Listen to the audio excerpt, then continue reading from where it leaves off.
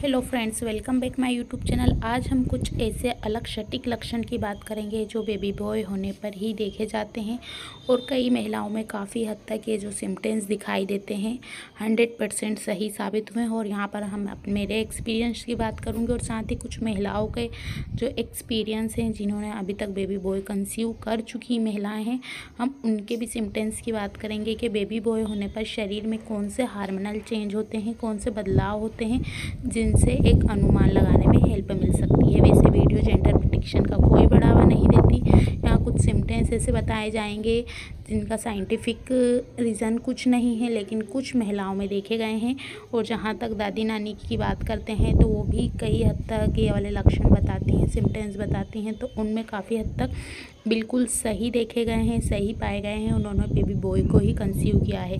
तो जैसे ही आप प्रेगनेंसी कंसीव करते हैं तो आपका फर्स्ट से थर्ड मंथ में तो बहुत सारे हार्मोनल चेंज होते हैं। काफ़ी सारी महिलाओं में कई बदलाव होते हैं। किसी को उल्टियाँ होती हैं, किसी को चक्कर आना, सर दुखना, आँखों में तेजपन या सर में भारीपन, इसके साथ ही भूख नहीं लगना, किसी को बहुत अधिक क्रेविंग होती है खाना खाने की।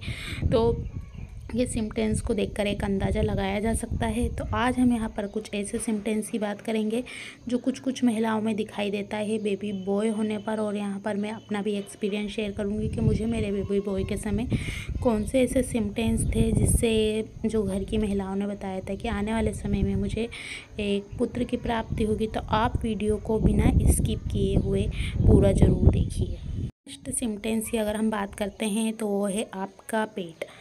आपके पेट पर अगर ऊपर की तरफ बहुत अधिक खुजली होती है, इचिंग होती है, बहुत स्क्रैच बन गए हैं, तो कहा जाता है आप बेबी बॉय को ही कंसीव करने वाले हैं।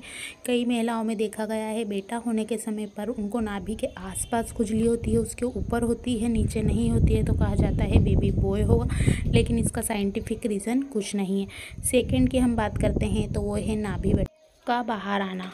कहा जाता है बेली बटन बाहर की तरफ आ जाता है तो बेबी बॉय के जो चांस है वो काफ़ी ज़्यादा बढ़ जाते हैं, क्योंकि कई चैनलों पर ऐसी वीडियो बनी हुई है, काफ़ी शॉर्ट्स भी वायरल हुए हैं कि नाभि बटन अगर बाहर की तरफ फूल कर आ गया है और जो लीनिया नाइग्रा लाइन है ऊपर से नीचे तक बनी, यानी कि चेस्ट से नाभि तक और नाभि से नीचे तक बनी हुई है, तो कहा जाता है बेबी बॉय ही कंसीव होगा। तो कई महिलाओं में ये वाला जो सिम्टम्स है बिल्कुल सही हुआ है और मेरी प्रेगनेंसी के समय भी मुझे 100% ये वाला जो सिम्टम्स था बिल्कुल सही हुआ है।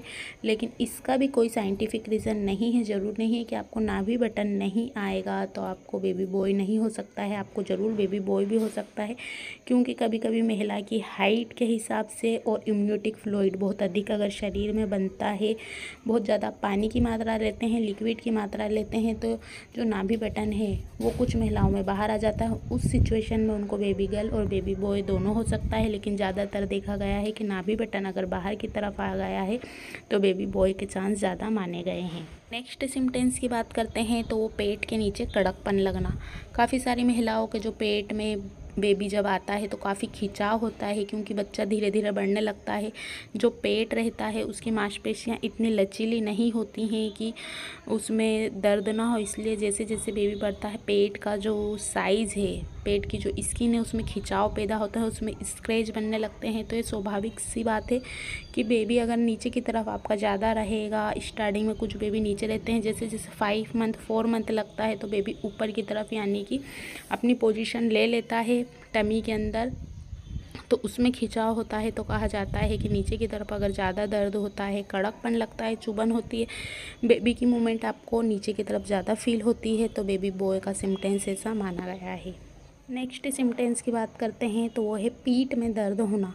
काफ़ी सारी महिलाओं को प्रेगनेंसी के दौरान पीठ में बहुत अधिक दर्द होता है, क्योंकि ये बेबी की पोजीशन पर रहता है। बेबी अगर एंटेरियर पोस्टेरियर में रहता है तो पीठ में दर्द होना काफ़ी स्वाभाविक है। लेकिन दादी नानी के अनुसार उनका कहना है कि अगर आपकी पीठ में 7 मंथ से दर्द चालू हो गया है और आपको 1st से 9th मंथ भी कभी कभी बीच में दर्द होता था, 5 मंथ में हुआ, 4 मंथ में हुआ, तो बेबी बॉय का इसका सिम्टम्स जोड़कर देखा गया है। नेक्स्ट सिम्टम्स की बात करते हैं तो पैरों में सूजन आना।